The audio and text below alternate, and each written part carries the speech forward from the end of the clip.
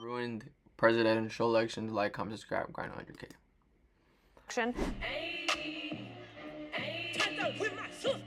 Nah, I didn't even know they did that.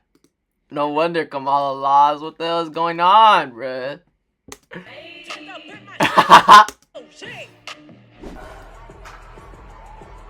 Oh, damn.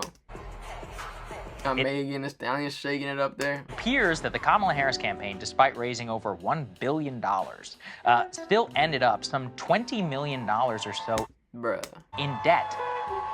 We're now learning more about these celebrity splurge expenses. The Harris campaign paid $1 million to Oprah Winfrey's productions company. What? Harris campaign?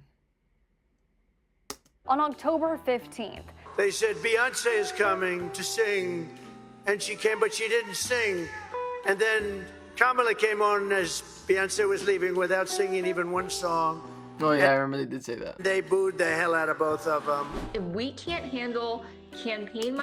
Harris Walls 2024 celebrity endorsements: Taylor Swift, Beyonce, Bad Bunny, Julia Roberts, George Clooney, Oprah, Jennifer Lopez, Eminem. How can Americans possibly trust us that we would handle taxpayer money the right way?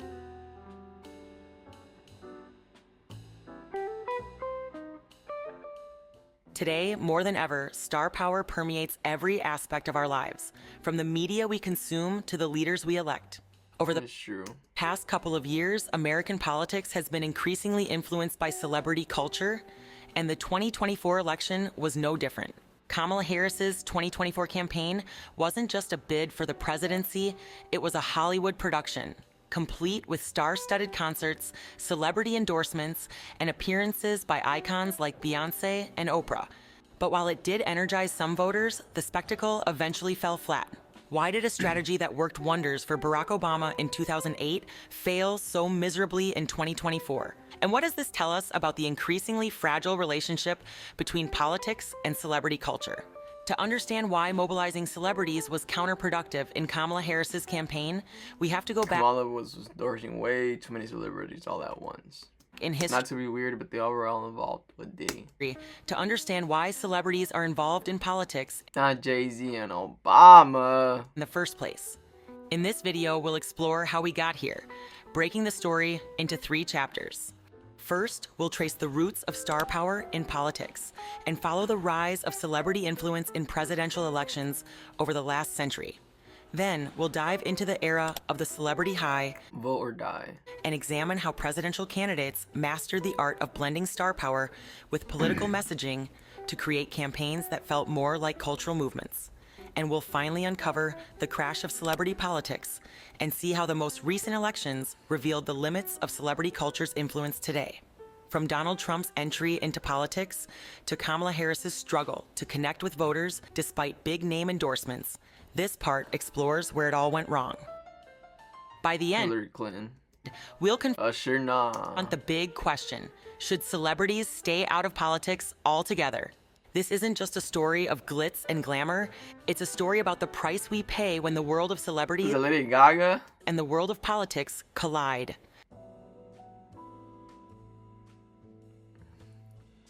For over a century, celebrity endorsements have long served as a bridge between the political arena and popular culture. They've been used to connect with voters in new and compelling ways. The 1920 presidential campaign of Warren G. Harding marked the first significant instance of celebrity endorsements in American politics and set a precedent for the intertwining of Hollywood and the political sphere.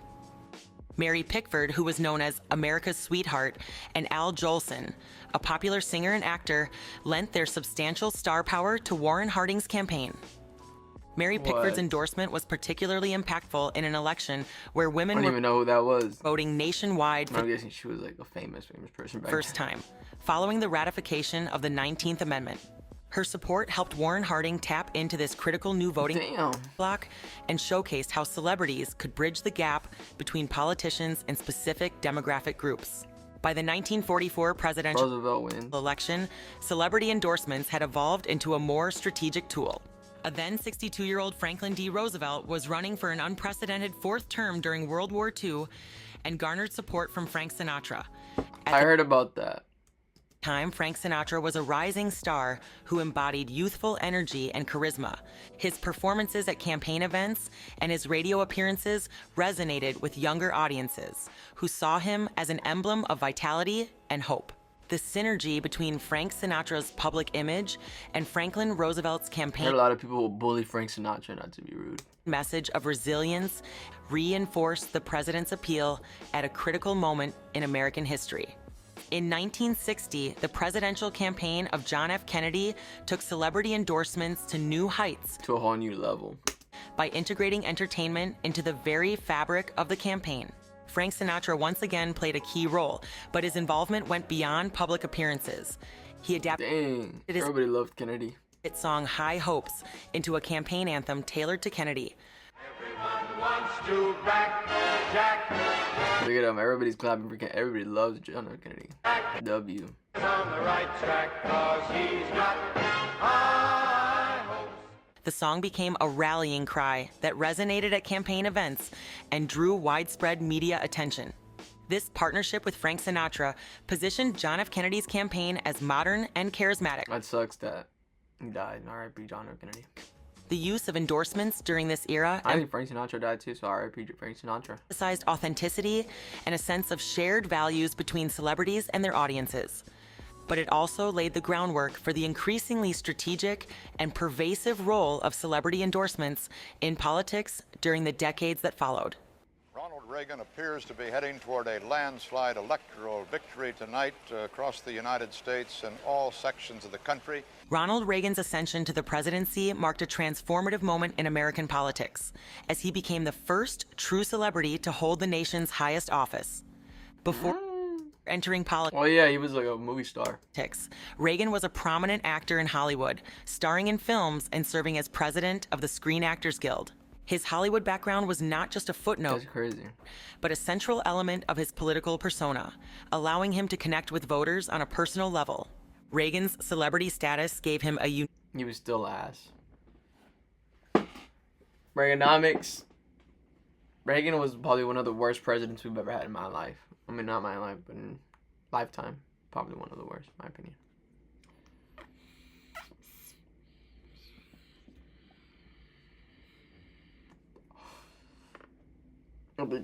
That we got Reaganomics. Cutting federal income taxes, cutting the U.S. government spending budget, cutting programs, scaling down the government workforce, low interest rates, and keeping a watchful inflation head on. That shit was crazy. unique ability to communicate through mass media, presenting himself as a relatable, charismatic leader during a time when the nation craved optimism and stability. Bob Hope is a man of remarkable accomplishments. He's been America's most favored comedian, and it gives me great pleasure to tell you that in honor of this occasion, the state legislature has unanimously passed a bill naming you California's foremost citizen. I vetoed it. That was stupid. All these guys probably Reagan's died. presidential campaigns, not to be rude and disrespectful, but RIP to everybody. Skillfully leveraged his Hollywood You guys were all old. ties, rallying the support of high-profile figures like Frank Sinatra, Charlton Heston, and Bob Hope. These broadened its appeal. His second campaign for re-election in 1984 further demonstrated the Republican Party's embrace of celebrity culture. Endorsements from Arnold Schwarzenegger, Sylvester Stallone, and Elizabeth Taylor showcased a coalition of stars willing to align themselves with Reagan's vision of America. For decades, the entertainment industry had been dominated by liberal voices, but Reagan's ability to leverage his celebrity status shifted this dynamic and gave conservatives a foothold in the cultural landscape. However, back in the Reagan years, pop culture and celebrities took a back seat and served as occasional accents to a broader narrative centered on policy and ideology. But that was until Parte 2. The 90s redefined the relationship between politics and popular culture. Just sit there, let's get to it. Speak your mind, there's nothing to it. Vote! And if you don't Oh, is that Marilyn Monroe? vote, you're gonna get a spanking. Bill Clinton effectively leveraged connections with celebrities and entertainment platforms to connect with a broader, younger audience. His 1992 campaign was a masterclass in cultural engagement, most famously marked by his saxophone performance on the Arsenio Hall show. This appearance was groundbreaking. It showcased Bill Clinton not just as a politician, but as a human. A charismatic, relatable individual who could engage with audiences on a personal level.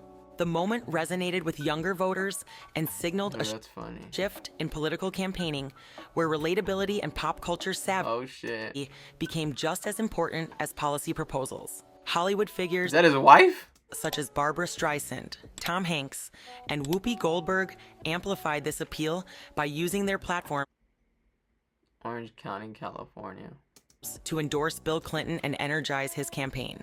These endorsements not only underscored Clinton's popularity among cultural elites, but also contributed to his image as a forward-thinking leader who understood the values and concerns of younger Americans. For his 1996 re-election campaign, he doubled down on celebrity endorsements, receiving support from stars like Robin Williams, Steven Spielberg, and Madonna. These collaborations highlighted the increasingly symbiotic relationship between politics and Hollywood, where celebrities served as influential intermediaries capable of mobilizing public opinion and boosting a candidate's cultural cachet. Bill Clinton's ability to integrate popular culture into his campaigns proved highly effective. Bro, looks like he wants to clap that. And set the stage for future Democratic candidates to rely on similar strategies. By the end of Clinton's presidency, the blueprint for modern celebrity endorsements in politics had been firmly established. This evolution marked the transition into the 21st century, where celebrity involvement in politics became an integral, carefully managed component of political strategy. The 2004 presidential campaign between George W. Bush and John Kerry highlighted the growing importance of celebrity endorsements in American politics. Both candidates leveraged star power to energize their bases and appeal to younger voters. John Kerry's campaign leaned heavily on Hollywood's liberal support with an impressive roster of high-profile endorsements. Stars like Bruce Springsteen, Leonardo DiCaprio, and Ben Affleck actively campaigned for him by participating. Why is he grabbing them like that? Participating in rallies and events aimed at mobilizing opposition to Bush's Iraq war policies and conservative social agenda. One of the most notable efforts was the Vote for Change concert tour, led by Bruce Springsteen and featuring major acts like Pearl Jam, Dixie Chicks, and R.E.M. Although Hollywood overwhelmingly leaned liberal, George Bush found support from a smaller but vocal group of conservative-leaning celebrities. Figures like Arnold Schwarzenegger, who'd just been elected governor of California, Ted Nugent, and Kid Rock endorsed Thank God he was governor of California. George Bush as they aligned with his emphasis on national security, family values, and faith. But one of the most memorable celebrity-driven voter initiatives of the 2004 election was Sean Diddy Combs' Vote or Die campaign. Today is a day that will go down in history. I'm here to announce my campaign plans. But I regrettably will not be announcing my plans to run for the President of the United States. I'm sorry. Oh no. Under his Citizen Change organization, Diddy aimed to increase voter turnout, particularly among young, urban, and minority populations. The bold slogan, Vote or Die, emphasized the high stakes of the election by making voting seem more people did vote, actually, though. Like a life or death decision. The initiative attracted a wide array of celebrity supporters, including Mary J. Blige, Mariah Carey, and Paris Hilton. The Queen Freaks. These stars wore the campaign's iconic t-shirts, attended rallies, and promoted voter registration efforts across platforms like MTV and The Queen Freak-Offs. Queen of the Freak-Offs. The campaign's visual branding and dramatic messaging resonated with younger audiences and made voting not just a political act, but also a cultural one. Ultimately, the 2004 election reflected the growing sophistication of celebrity involvement in politics, where star power began transitioning from an optional asset to a central component of campaign strategy. While Kerry's Hollywood backing energized progressive voters and brought cultural cachet to his campaign, it ultimately failed to overcome Bush's stronghold in key swing states. Bush's fewer... It's crazy seeing those people, like, back then. Like, not to be rude, but, like, but strategically aligned endorsements reinforced his messaging among conservative voters and proved that star power alone could not decide an election. Diddy's campaign, despite its mixed impact, marked a significant moment in celebrity-led voter... Bro for sure hung that shirt up in his fucking wall momentum. ...mobilization. Its success in increasing youth turnout showed the potential of pop culture to engage traditionally disengaged demographics. But it also underscored freaks all right here. The need for more targeted poster for you to know. And strategic efforts, a lesson that would inform future campaigns like Barack Obama's 4 years later.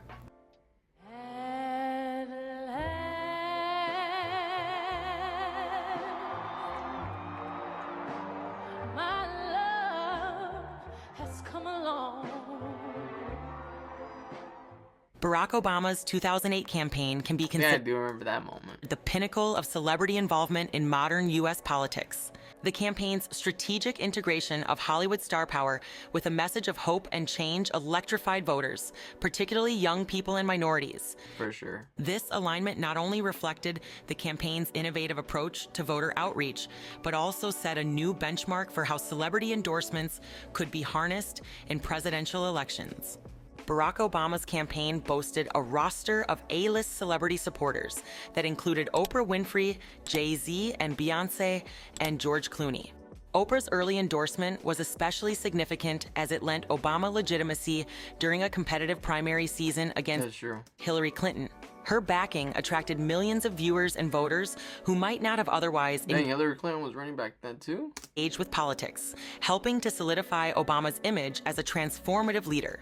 Other celebrities joined forces through concerts, rallies, and digital campaigns, which created an atmosphere of excitement and trendiness around Obama's candidacy. Their involvement made the campaign feel less like a traditional political effort and more like a cultural movement, where supporting Obama became synonymous with embracing progress and modernity.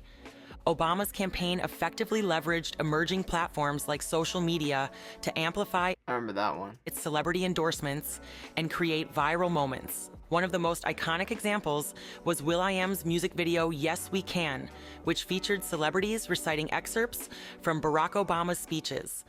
Yes, we can. It was the call of workers organized. Women who reached for the ballots. The video seamlessly wove political messaging into pop culture and showed how online media and celebrity influence could work together to engage audiences in a way that felt authentic. Supporting Obama became not just a political choice, but a cultural statement. This approach made voting feel both civic and celebratory, and Kamala's dancing. Normalized political engagement as part of everyday cultural life. But even if the 2008 campaign's reliance on celebrity endorsements was a groundbreaking success, it also had negative consequences both during and after Barack Obama's presidency. True. The overwhelming support from Hollywood stars contributed to an image of the Democratic Party as aligned with wealthy coastal elites and distanced it from middle and working class voters. And while elites of the elites. Obama's campaign succeeded in creating a movement that inspired millions, it also set expectations that were difficult to meet. For sure. Many young voters who had been energized by the campaign grew disillusioned when the pace of change did not match the excitement of 2008.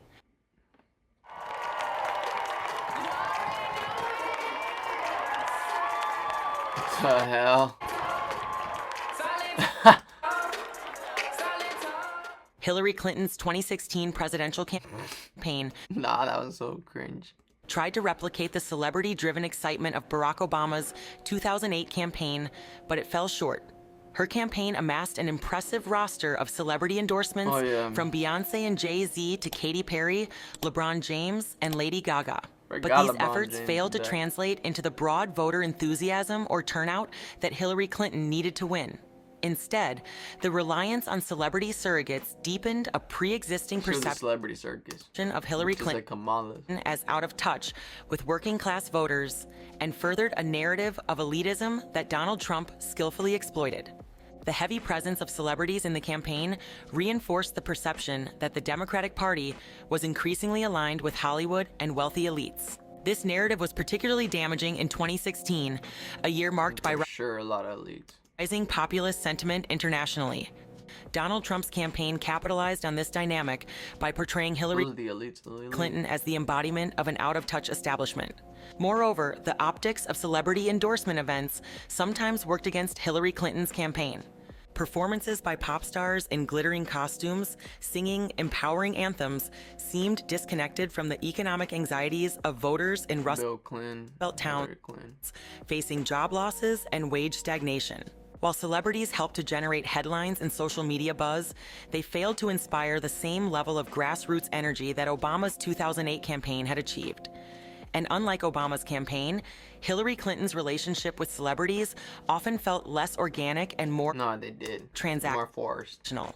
For younger voters who were key targets of Clinton's celebrity strategy, these endorsements often came across as inauthentic.